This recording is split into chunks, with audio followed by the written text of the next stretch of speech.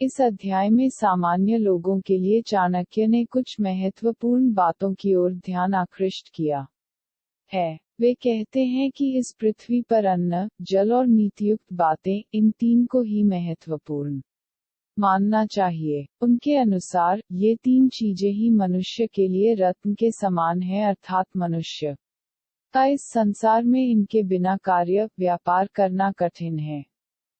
धनी से धनी व्यक्ति के लिए और अत्यंत निर्धन के लिए अन्न और जल एक जैसा महत्व रखते हैं। इसके साथ नीतियुक्त मधुर वाणी इसलिए आवश्यक है कि इससे मनुष्य का कल्याण होता है। आचार्य ने आगे कहा है कि यदि व्यक्ति दरिद्र है, रोगी है, दुखी है और बंधनों तथा कष्टों में पड़ा है तो यह सब उसके अधर्म रूपी कार्यों का फल है। उनका कहना है कि इस संसार में जिन वस्तुओं को हम बहुत उपयोगी मानते हैं, उनमें से धन, मित्र, स्त्री, भूमि तथा मकान आदि मनुष्य को बार बार मिल सकते हैं, परंतु मनुष्य जीवन ऐसा है जो बड़ी कठिनाइयों से प्राप्त होता है। इसलिए मनुष्य को चाहिए कि वह अपने जीवन को सफल बनाने का प्रयत्न करे, धर्माचरण करे, न कि हर समय संसार के भोगों में फंसा रहकर अपने जीवन को व्यर्थ गंवा दे। प्रायः हर देश के निवासियों के लिए संगठित रहना प्राचीन काल से ही महत्वपूर्ण आवश्यकता रही है। इसलिए वे कहते हैं कि यदि निर्बल से निर्बल राष्ट्र संगठित रहेंगे तो अत्यंत बलवान शत्रु को भी पराजित करना उनके लिए संभव होगा। इसी संदर्भ में वे आगे कहते हैं कि जीवन में कोई समय ऐसा भी आता है जब मनुष्य जीवन की वास्तविकता के बारे में सोचने लगता है। मनुष्य जब किसी धर्मोपदेश को सुनता है तो उसके मन में धर्माचरण की प्रवृत्ति जागृत होती है। जब मनुष्य किसी को अपने कंधे पर लादकर शमशान भूमि में जाता है तो उसे ऐसा प्रतीत होता है कि यह जीवन नश्वर है, और जब मनुष्य किसी रोग से पीड़ित होता है तो प्रायः हाय हाय करता हुआ प्रभु को याद करता है। चाणक्य कहते हैं कि यदि मनुष्य सदा इसी प्रकार के विचार मन में रखे तो वह संसार के बंधनों से छूट सकता है। इसी संदर्भ में वे आगे कहते हैं कि मनुष्य जब कोई दुष्कर्म करता है तो उसके बाद वह पछताने लगता है, अर्थात उसकी बुद्धि में एक परिवर्तन होता है। यदि दुष्कर्म करने से पूर्व मनुष्य की बुद्धि उस दिशा में कार्य करे तो वह संसार के बंधनों से छूट सकता है। मोक्ष प्राप्ति में बाधक कार्यों की ओर संकेत करते हुए आचार्य का कहना है कि अभिमान मनुष्य को ले डूबता है।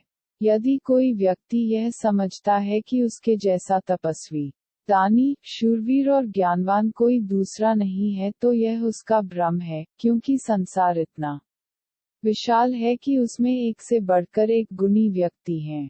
सी बात की ओर इशारा करते हुए आचार्य ने कहा है कि समीपता और दूरी का संबंध हृदय से है, न कि स्थान से। चाणक्य ने यहाँ ऐसी कूटनीतिपूर्ण बात कही है जो किसी भी राज्य के लिए उपयुक्त हो सकती है। उनका कहना है कि जो राज्य आपको हानि पहुंचाता है, यदि आप में शक्ति से उसका निवारण करने की योग्यता नहीं है तो उससे मित्रता गांथकर मधुर व्यवहार का दिखावा करते हुए बुद्धिपूर्वक शक्तिहीन कर देना चाहिए। वे आगे कहते हैं कि राजा, अग्नि, गुरु और स्त्री आदि के न तो अत्यंत निकट जाना यहाँ एक चाहिए और न ही इनसे अत्यंत दूरी रखनी चाहिए। उदाहरण के लिए सामान्य सी बात है कि यदि व्यक्ति अग्नि के अधिक समीप जाएगा तो वह जलकर भस्म हो जाएगा। इसीलिए उन्होंने कहा है कि इन सब वस्तुओं का उपयोग मध्यम दूरी अथवा मध्यम अवस्था में करना चाहिए, क्योंकि यदि इनके सेवन में सावधानी नहीं बरती जाएगी तो नष्ट होना निश्चित है। वे कहते हैं कि जो व्यक्ति गुणी है उसी का जीवन सफल है, जिसमें किसी प्रकार का गुण नहीं, कोई विशेष बुद्धि नहीं, उसका जीवन व्यर्थ है। इसी संदर्भ में वे आगे कहते हैं कि मनुष्य यदि संसार को अपने वश में करना चाहता है तो उसे दूसरों की निंदा करना छोड़ देना चाहिए। समझदार व्यक्ति वही है जो समय के अनुकूल बात करता है, अपने मान सम्मान के अनुरूप मधुर और प्रिय वचन बोलता है और क्रोध करते समय इस बात का अनुमान कर लेता है कि वह उसकी शक्ति के अनुरूप है या नहीं। इसी के साथ ही वे कहते हैं कि संसार की प्रत्येक वस्तु को मनुष्य विभिन्न दृष्टिकोणों से देखते हैं। स्त्री का उदाहरण देते हुए वे कहते हैं कि योगी स्त्री के स्वरूप को घृणा की दृष्टि से एक लाश के समान देखता है।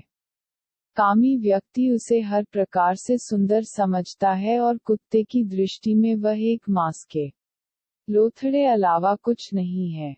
सभी अपने भावों के अनुसार उसका दर्शन करते हैं, इसीलिए इस प्रकार की परस्पर विभिन्नता देखने में आती है। आगे चलकर चाणक्य बताते हैं कि बुद्धिमान मनुष्य को चाहिए वह अच्छे कर्म, घर के दोष, स्त्री से सहवास और अपने संबंध में सुने हुए निंदित वचनों को कभी किसी दूसरे व्यक्ति के समक्ष प्रकट न करे। चाणक्य का कहना है कि मनुष्य को कष्ट के समय मौन रहना चाहिए। चीखने चिल्लाने से कोई लाभ नहीं होता। उसे चाहिए कि वह सदैव धार्मिक कार्यों में लगा रहे, यथाशक्ति अच्छे कार्यों से धन का संग्रह करता रहे। धन का संग्रह भी समय के अनुकूल समझा गया है। गुरु के कल्याणकारी वचनों को संजोकर रखना अत्यंत आवश्यक है। यदि व्यक्ति इन चीजों का संग्रह नहीं करता तो उसका जीवन संकट में पड़ सकता है। अंत में वे मनुष्य को सुखी जीवन बिताने के लिए मार्गदर्शन करते हुए कहते हैं कि मनुष्य को दुष्टों की संगति छोड़ देनी चाहिए, उसको सज्जनों के पास उठना बैठना चाहिए। दिन रात उसे अच्छे कर्म करते रहने चाहिए और उसे यह बात ध्यान में रखनी चाहिए कि यह संसार अनित्य है, इसलिए उसे सदैव अपना मन प्रभु के चिंतन में लगाए रखना चाहिए।